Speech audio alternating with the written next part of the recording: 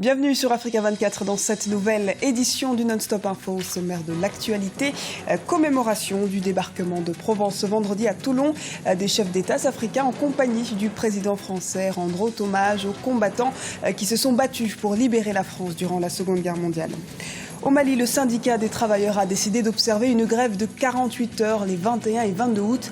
Les 17 revendications des syndicalistes dénoncent notamment la cherté de la vie ou encore le faible niveau de rémunération. Et enfin, au Gabon, le programme pour la gestion urbaine des déchets solides participe activement à l'assainissement des quartiers à travers la collecte des ordures.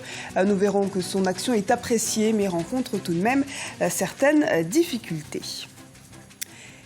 Mais avant de développer ces titres, la conférence africaine de la décentralisation et du développement local se tiendra ce vendredi 15 août à Cotonou, au Bénin. En prélude de cette rencontre, le comité des directeurs chargé de la décentralisation s'est réuni ce jeudi afin de faire un bilan des activités de l'organisation entre 2011 et 2014. Le processus d'intégration du comité technique spécialisé de l'Union africaine et les résolutions de la charte du Haut Conseil des autorités locales étaient également à l'ordre du jour. La France commémore ce vendredi 15 août le 70e anniversaire du débarquement de Provence. Ces célébrations sont aussi l'occasion de revenir sur le rôle de nombreux soldats issus des territoires africains. Ces derniers ont en effet lutté pour délivrer la France de l'occupation allemande.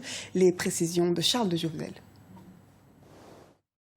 15 août a lieu la commémoration du 70e anniversaire du débarquement de Provence, mené par les troupes alliées dans le sud-est de la France. Le rôle des combattants issus du continent africain dans ce débarquement fut prépondérant. Si la présence des tirailleurs sénégalais est maintenant bien connue, les soldats africains étaient en réalité issus de nombreux pays africains. Les premiers éléments étaient sénégalais.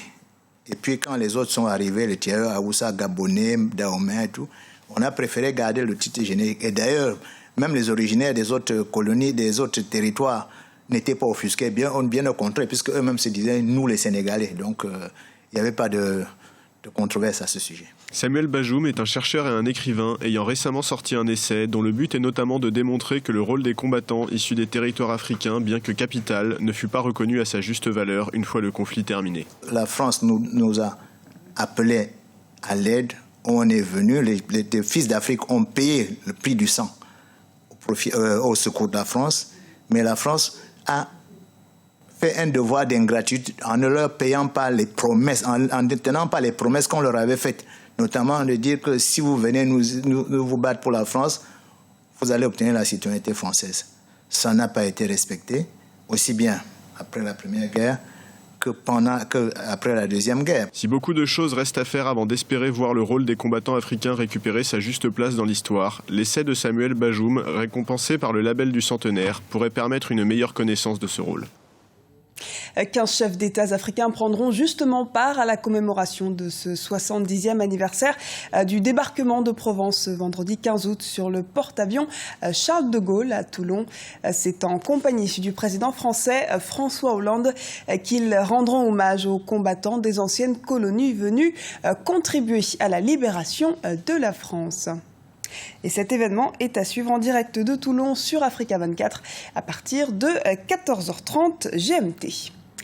Dans l'actualité également, l'Union nationale des travailleurs du Mali lance un préavis de grève les 21 et 22 août prochains. Au total, 17 revendications ont été mises en avant par les syndicalistes. Reportage d'Idrissa Sangaré, notre correspondant au Mali. L'Union nationale des travailleurs du Mali, UNTM, lance un préavis de grève du 21 au 22 août prochain. Le syndicat réclame le relèvement de la valeur indiciaire du travailleur ou encore la revalorisation du SMIC qui est de 27 000 francs CFA au Mali. Et qu'au-delà de ça, nous avons, au sortir du dernier congrès, il y a eu un certain nombre de résolutions à partir desquelles nous avons décliné ces résolutions en doléances que nous allons déposer sur la table du gouvernement et exiger du gouvernement vraiment des résultats et de façon effectivement urgente parce qu'on en a besoin. L'augmentation du prix du carburant, de l'électricité et des produits de première nécessité sont difficilement couverts par les salaires.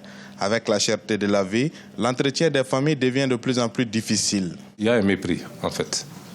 Pour nous, il y a un mépris parce qu'une centrale syndicale importante comme l'UNTM, qui qui, à la fin de la mise en place de son bureau, qui écrit pour pouvoir vraiment approcher les autorités, présenter non seulement les membres du bureau, mais essayer d'échanger sur les grandes lignes de ces actions futures. Je crois que c'était le minimum qu'il fallait faire. Si on ne l'a pas fait, ça ne peut être qu'un mépris de la part vraiment de cette centrale syndicale, qui est vraiment un symbole de ce pays. Et ce n'est pas notre personne qui compte, mais c'est l'organisation. Le patronat malien et le gouvernement n'ont pas encore réagi à ce préavis de grève. Les conséquences d'une grève, qui risque d'être prolongée au-delà des 2 jours prévus, peuvent porter un coup dur à l'économie selon les analystes.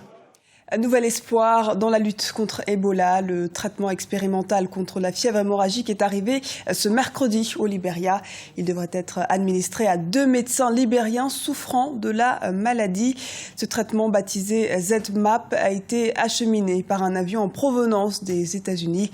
Rappelons que le Libéria est parmi les pays les plus touchés par l'Ebola, une maladie qui a fait 1069 morts à ce jour et qui a poussé les pays comme la Guinée à décréter l'état d'urgence sanitaire. Il était plus qu'urgent que la Guinée puisse décréter l'état d'urgence sanitaire, ce n'est que dans les préfectures où des cas d'Ebola ont été dépistés. C'est une mesure, bien que qui a été prise tardivement, mais elle peut produire les effets escomptés.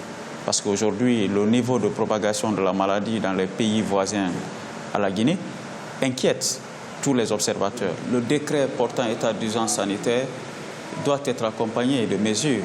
Ces mesures sont à rendre disponibles les mesures de protection pour tous les personnels de santé et tous les acteurs de la société civile impliqués dans la lutte contre cette maladie.